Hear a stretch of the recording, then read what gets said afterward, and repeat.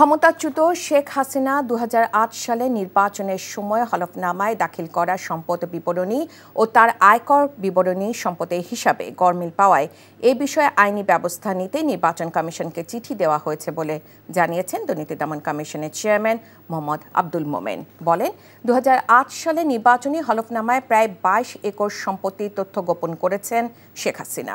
বিস্তারিত ইফতেখার রেজার রিপোর্টে।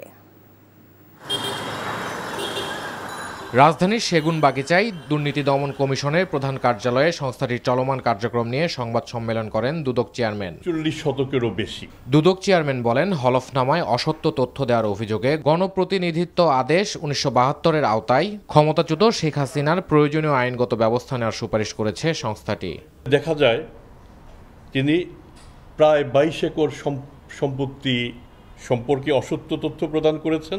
নির্বাচনী বিধিমালায় যা করণীয় নির্বাচন কমিশন তা করবে।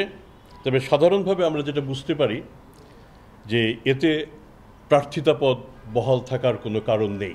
নির্বাচনী হলফনামায় শেখ হাসিনার ব্যবহৃত ১,৯৩,২০,০০০ টাকা মূল্যের একটি গাড়ির তথ্য গোপন করা হয়েছে বলেও জানান সংস্থাটির চেয়ারম্যান। তার ব্যবহৃত একটি গাড়ি, যেটি সে সময় ১,৯৩,২০,০০০ টাকা, এই গাড়িটি তথ্য তিনি হলফনামায় প্রদান করেননি। এদিকে সকালে স্থানীয় সরকার উপদেষ্টার সাবেক এপিএস মোয়াজ্জেম হোসেনকে জিজ্ঞাসাবাদের জন্য তলব করে দুদক।